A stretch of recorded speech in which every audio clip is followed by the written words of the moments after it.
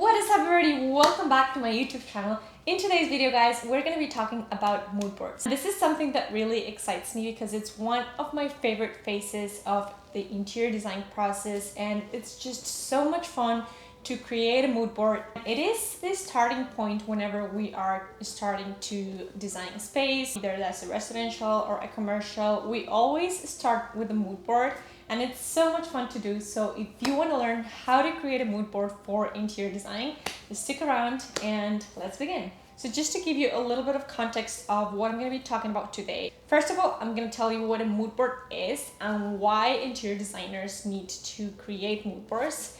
Second, I'm going to be talking about the different types of mood boards that interior designers make. And I'm going to be telling you what is my personal approach. And I'm going to show you how to actually create a mood board using Canva. Stick around till the end if you want to see how I do this whole process of creating mood board. Very easy, very simple, for free. So let's begin. So first of all, let's talk about what really is a mood board. So basically, when you start to design a space, you need a starting point. So you will start to search for images that are going to be your inspiration for your design or for your client's design. And it is very important to know the client, or if it's yourself that you are designing a space for, it's very important to know what do you want the mood of this space to feel like. Images can be literally from anything, can be inspiration from nature or from fashion. So you're not really limited to anything. The idea of creating a mood board is to open your creativity and to get inspired from anything that you want to get inspired from to create your design.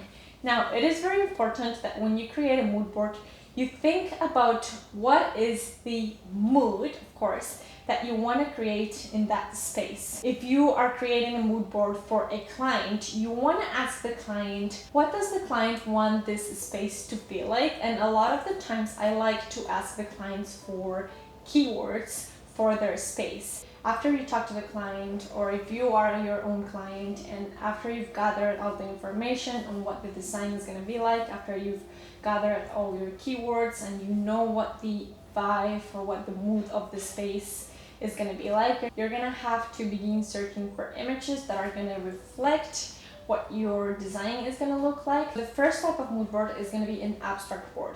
In this type of board, you're only going to be searching for inspiration that is very abstract. So in this mood board, you're not really thinking about furniture or about materials. Do not worry about that at all in this phase, because what we really want to do with this type of mood board is just look for the mood, the vibe of the space. So actually creating this type of mood board is very, very helpful because it does not distract you from having to choose furniture or materials or any of that interior design stuff that of course we will get to do down the road.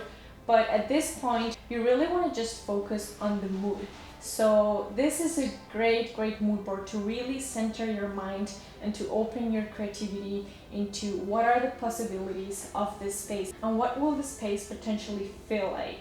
So this is a mood board that I created, and one of the keywords that I had from this client was girl, boss, chic, luxury, and this was for a retail space. So this client wanted something that was very girly, but at the same time very luxury and very feminine. So I created two mood boards for her. It's always good to have two alternative mood boards for your clients because a lot of the times they will be really confused on what they want. When you actually give them two or more options, that will clear up their mind and it'll be easier for them to make a decision. So the first one, I used some colors such as yellow and blue and golden tones, and you can see the whole vibe in this mood board. You can get the vibe of what this design intent is going to be.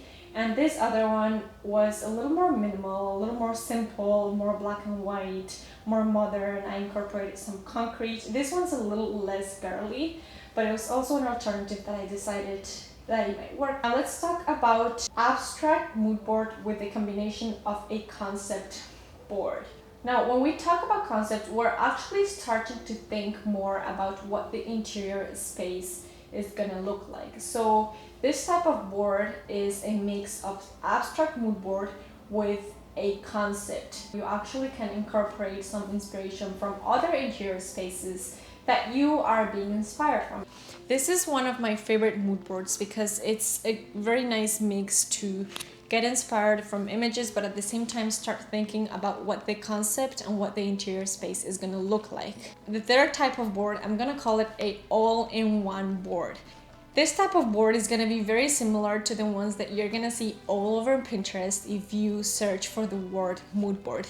And this type of mood board incorporates furniture and materials that you already decided on and that you want to use for your project. I normally don't like to use this type of mood board because for me it's a little bit overwhelming to my eyes. When I look at these mood boards, I cannot really see the clarity of the design and what the direction of the design is going to be. But a lot of designers use these mood boards and it's totally fine to use them if that's something that works for you. But basically in these mood boards, it's like a mix. You're going to be incorporating your inspiration and furniture and the materials that you want to use. I want to keep things very separate from each other to have a little bit more clarity in my mind. So I first will create an abstract mood board and then I will actually create a separate material board and a separate furniture board. If you want to see how I create a material board and a furniture board, let me know in the comments and I can make a video about that. But for now, I will just say that the mood board that I focus on is the abstract one and the concept. That's just me, and I would recommend you to experiment and to do whatever works best for you. Okay guys, so right now I'm gonna walk you through the process of how I create a mood board using Canva.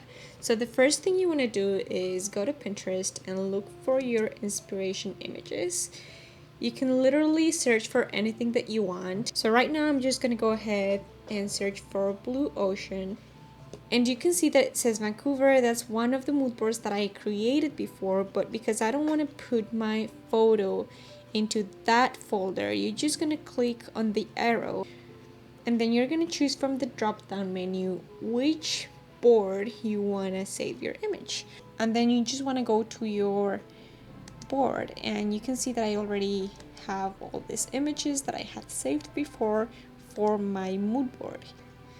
If you click on the plus sign, you can actually share it with other people. And if you click on the three dots, you can actually do more things with your board. But for now, we're just gonna save all our images into our desktop. So you just want to go ahead and save it in your desktop. And I normally create a folder when I want to save images for one mood board so that I have everything organized. So now you want to go to Canva, not Canva. I'm sorry about that. So you want to go there and you want to go to the home, and here you want to create a design, and we are going to choose a custom size. Right now I'm just going to do 11 by 8.5 inches, which is like the normal size for a sheet of paper. So we want to change this to inches. And why is it not working? Oh, it messed up the width and the height. Okay, so let me just fix this real quick. 8.5, that should work. Yeah, create new design, and there you go, you have your sheet of paper. So you want to go to uploads and upload media, and after you upload all your images, they will show on the left, and you just want to drag them into your sheet, and then you just want to arrange them however you want, and you just want to do this until you are happy with your result. You can even make them bigger and crop them and move them and do everything that you want. And we are going to add text. I normally like to add the text of the board. This is going to be a mood board. This is just for reference for your clients, and you can put the title wherever you want. So I'm just going to put it here. And sometimes I will also add the project that I am working on which this mood board is for. So right now we're just going to do this. Yeah.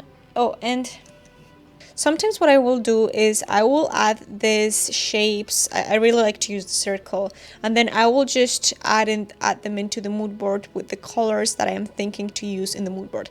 I don't really use materials in my mood board, but it's just to give myself an idea of what colors I'm going to use in my design.